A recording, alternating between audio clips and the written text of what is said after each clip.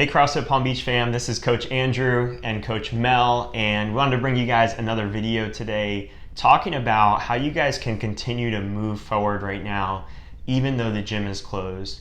And we've been posting recent episodes. If you guys look at the Facebook group or our Living Superhuman Fitness podcast, talking about accountability coaching and seeing these problems as opportunities, and we just want to continue to build on these concepts. And today's episode, we really want to show you guys the breadth of things that you could potentially be working on at this time, either on your own or with a coach. I mean, we always recommend doing it with a coach. Right now, what's really cool is it's included in your membership. This is something that we normally charge a significant amount extra for, and it's just in part of your membership for you guys that are still active and part of our community. And for us as a gym, we've had to pivot. It's a big deal for us right now, is that the thing that was our primary service, the thing that we did what we feel the best of anything, was our group classes, and we're unable to do that right now. We're unable to have that in-person community experience.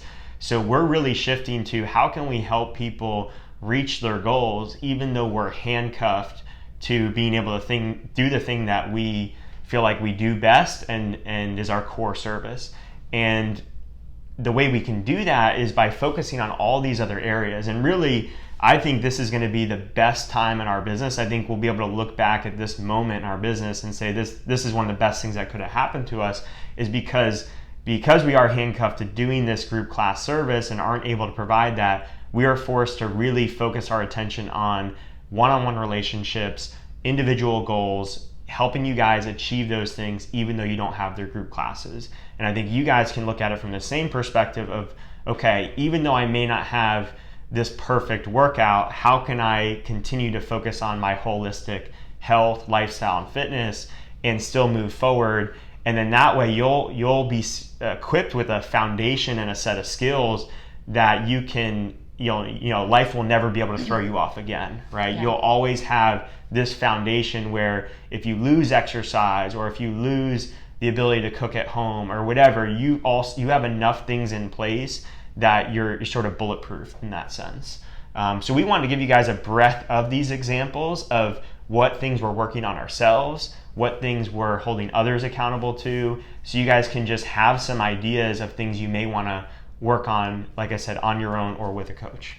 So you want to kick it off with some things that you're working on, Mel, with either yourself or your clients that you feel like have been really like unique things or beneficial things? Yeah, in my talk so far with everyone, it makes me proud of us as a gym, because when we're talking about doing habits coaching, the thing that has come up the least is people's drive to work out. Like, there's a lot of people who are still so motivated to get it in every day. We've created that really strong habit for you already. Of course, I'm throwing that checkpoint in there so people are not wavering when it does get difficult for them, because a lot of people are having a lot more time on that. But little nutrition checkpoints, little hydration checkpoints, sleep, structuring bedtime better because the kids aren't as tired at the end of the night, or putting a daily schedule out for homeschooling. Because a lot of us are parents who are faced with homeschooling right now and are definitely not comfortable being a teacher, and sometimes it's work-life balance because they're still physically having to go into work for some of them. I have a lot of people who are limiting their alcohol intake because they're leading into the vacation mode of being on spring break, and now it's all setting in that this isn't just the kids' spring break, this is life now. A lot of hydration, a lot of alcohol, a lot of sleep related, and then some nutrition here and there, scheduling, things like that, spouse time, relationship time that's getting lost because the kids are always there. Those are some big ones right now. And what we're really talking about is behavior change. I think some of this stuff you could look at and go, well, isn't that out of your scope as a CrossFit coach? And to a certain degree, yes, like relationship stuff is probably out of our scope. But if someone tells me that they feel like they're disconnected from their partner, and at one point in their life they did a date night every single week, I can definitely hold them accountable to doing a date night again. It might be a little different in these circumstances, but there's things that we can hold you accountable to that you already know you want to do, that are probably outside of our scope, but we can still be that third party that holds you accountable to it. And with any type of behavior change, that is something that we all know. And for us, what we've learned is it's really about that 1% improvement. It's really about that incremental improvement. You have to have an understanding of where you want to go, correct? Like, you have to have an ultimate goal. But once that's established, it's like throw that in a ball in the trash can, right? After that's established, all that really matters is what is the process that we can follow, the habit that we can follow to start moving forward towards that. Some of the things that I've been working on with clients is routine stuff. Okay, that's one of my favorite ones. Is like, okay, your schedule's changed right now, most likely, or what we're encountering a lot right now is working from home. And how can we create some kind of structure into your day now that you're working from home? So maybe it's, okay, your workout's going to take place by this time every day, or let's get you dialed in with your post-workout shake and your breakfast. Let's get that dialed in so you're not guessing what you're going to have in the morning, or you're not searching for food, or you're not going straight to work and forgetting to eat breakfast. Let's get you back closer to what your routine was prior to you now working from home, or you now not working at all.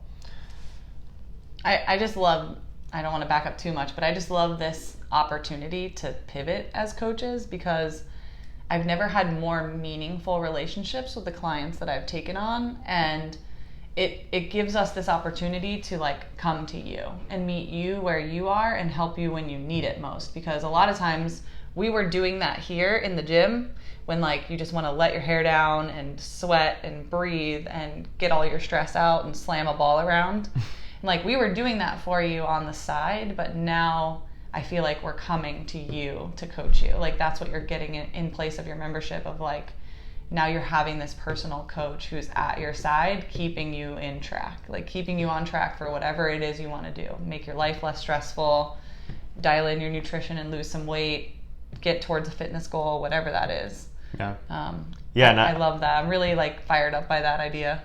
Yeah, it's been really cool. Like, I'm excited to get back to the point that we are doing classes again, because now I know where that workout fits in someone's big picture. And I'd love to be able to do that moving forward for everybody, because I think it is so essential for us as coaches to have that information, to understand what is the bigger why that this workout fits into.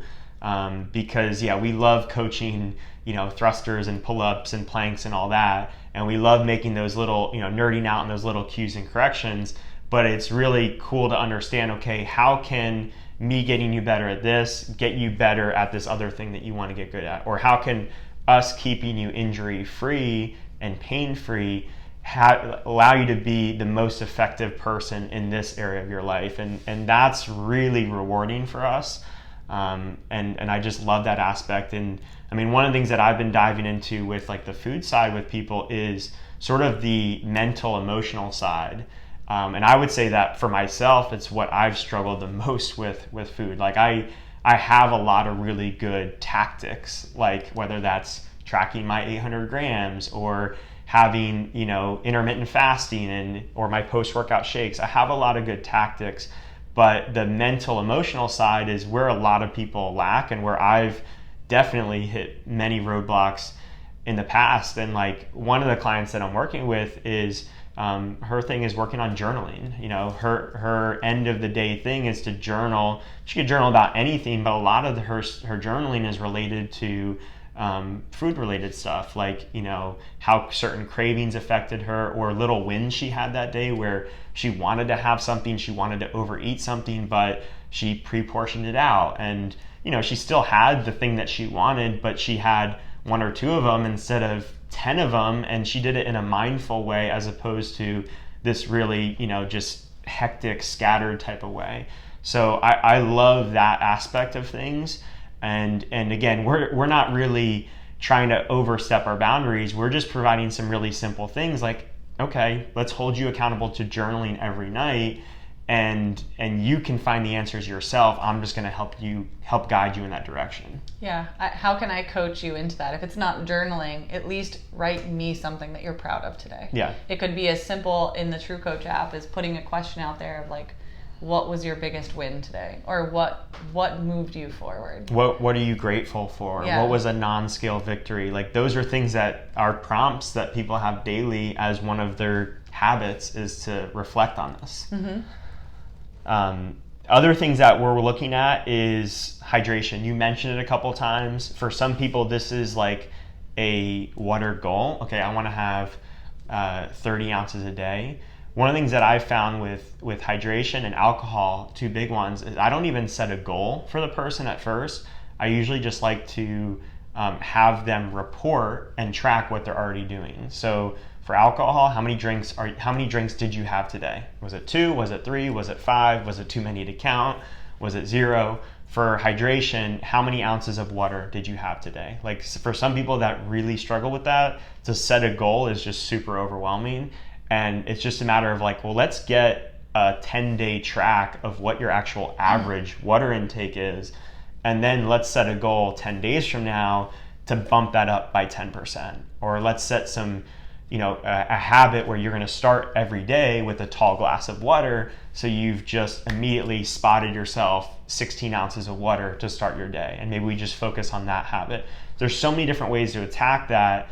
And that just becomes from, listening to that person, hearing where they're struggling, and how can we bump that up by 1%. Yeah, I think sometimes that goal really is overwhelming when you see how far off of it you are. Like, if I'm supposed to drink 80 ounces, yeah, and I'm only drinking 35, you're like, this is bananas. I'm never going to hit that, But sometimes it's also just the conversation of, like, for me in the last nutrition challenge, I found out that because I've had so much dental work from I have genetically weak enamel, but since I've had so much dental Sounds work... like a really, really detrimental story you have about yourself. No, it's not. But I didn't realize the barrier for me when I broke it down with my coach was I can't drink cold water fast because it hurts my teeth. Mm-hmm. So it made it so much simpler when someone just talked it out with me, and I'm like, oh yeah, I mean, I really like ice cold water, but I'm not drinking a lot of it or enough of it because of this. And if I drink water out of a thing that's not stainless steel, that doesn't keep it super ice cold, I can hit my goals every day. Yeah. Like, finding that barrier sometimes just takes that one little moment for you to talk it out with a coach. And that's also what we're here for, is just helping you talk it out with someone. It's so funny how simple those things are. And I'm the opposite, where it's like I drink twice as much water when I have my cup here, those things it's cold, and if I pour a little seltzer in, I'll drink it twice as fast. Like, there's so many little things like that, but it's just different for everybody. So it's troubleshooting that versus giving a blanket statement. I like that you brought up the nutrition challenges, because they are really effective, but this is that times 10, because, and not times 10 in the sense that it's harder. A lot of times we're making it way easier for that person, and it's customized to that person. So it feels like little to no work for that person. It feels like a very small lifestyle change, but they're seeing twice the impact because it's actually custom to where they are today. Yeah. I've also had a lot of goals thrown into someone's plan that doesn't relate to them. Like, it relates more to their kids, like getting their kids a workout in, making sure that their kids have time with them, undivided attention with them, like individually. So if there's 3 siblings, making sure they carve out time for each individual in their life, things like that. Anything that you wanted to work towards, we're just implementing that action plan for you to try to help you get there. Yeah. And I think it's really important to distinguish between a process goal and an outcome goal. More often than not, we want to have something that's very process focused. So like sleep is a big category that we work on with people. Generally with sleep, we're not necessarily focusing on, oh, you need to get 8 hours of sleep per night. We're saying, let's get you either a set bedtime routine, a time that you're going to have your phone off by, a time you're going to brush your teeth by. Let's have this checkpoint in your day that's going to be a very simple thing, simple action you can focus on, that's going to have this cascade of effects that's going to lead to you getting the amount of sleep you want. But then potentially for other people right now in their schedules, maybe they are working remotely and they don't have to be into work by a certain time. If they have a little later night, they have the ability to sleep in. So maybe someone else actually has a outcome goal, which is you're going to get 8 hours of sleep. It doesn't matter what time you go to bed. You're not going to wake up, until you've got 8 hours of sleep. You're not going to set alarms so you can get 8 hours of sleep.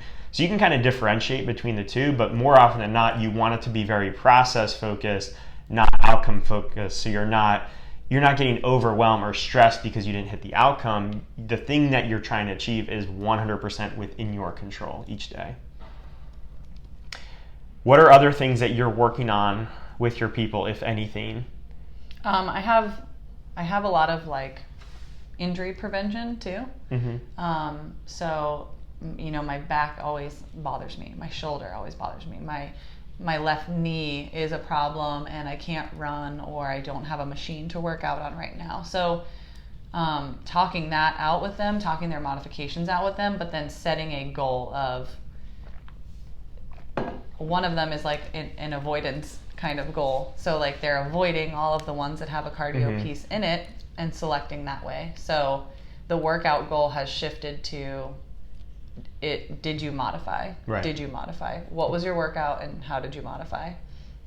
So their workout isn't a did you get it in or not, it's a how did you modify goal. Yeah, and then other people are getting more of a protocol, you're going to do this shoulder protocol every day, or you're going to do this on Monday, Wednesday, Friday, you're going to do this on Tuesday, Thursday, Saturday to prep for your workouts, or just to have some strength work for your shoulder so you're getting stronger long term. Yeah, I have a client who works out Monday, Wednesday, Friday, Saturday. So Tuesday, Thursday, Sunday, she has a shoulder protocol. Mm-hmm.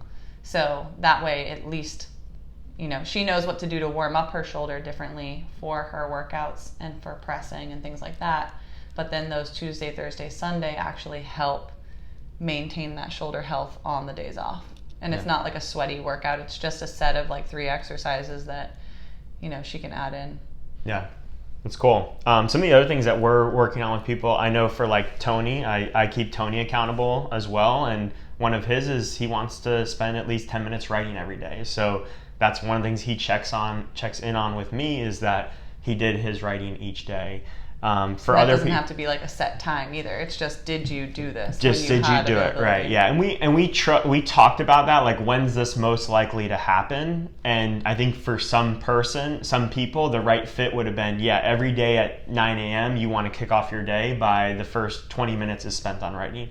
For him, we decided to not commit to a specific time because he had different times a day that he could do it, and he generally likes to do it at night.